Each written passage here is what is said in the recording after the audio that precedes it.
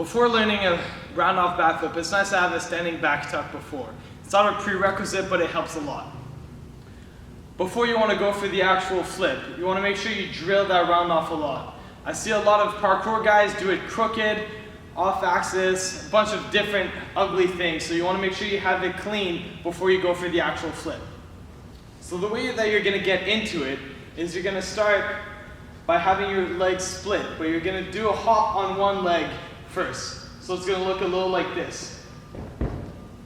So you want to practice that a few times to make sure you have it right.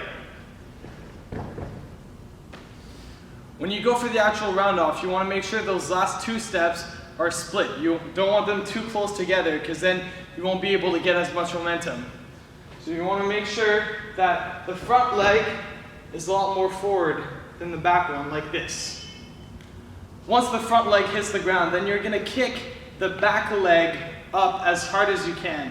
The more flexible you are, the easier this is going to be. Because if you can do the splits, then you can really get your leg up there as high as you can.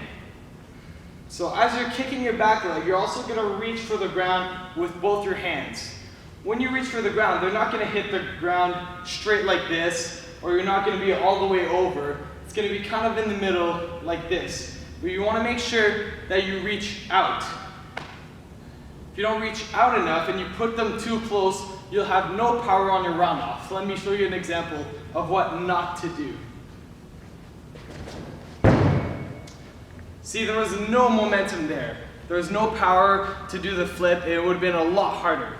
So you want to make sure that when you reach out, you really go and get a bit of distance with your hands. So as your hands touch the ground, both of your legs are going to come off of the ground. So they're going to be slightly split at the beginning because you kick that back leg as hard as you can.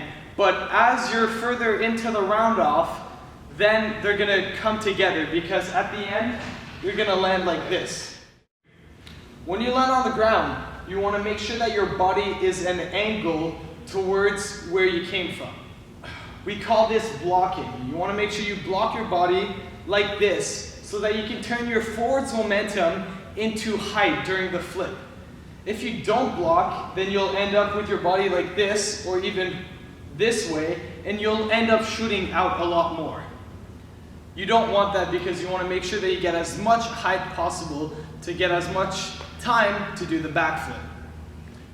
So after the round off, when you land your body in a blocked position like this, you're also going to have your knees slightly bent.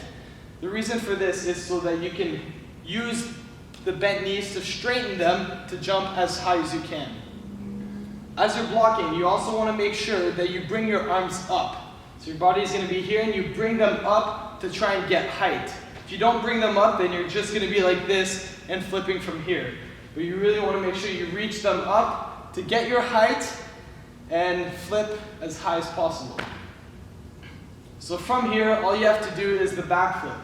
So you reach up, get your height, and once your feet have left the ground, then you can bring your hands to your knees. So your knees are going to come to your chest as fast as possible, because the faster you bring your knees towards your chest, the faster you're going to flip.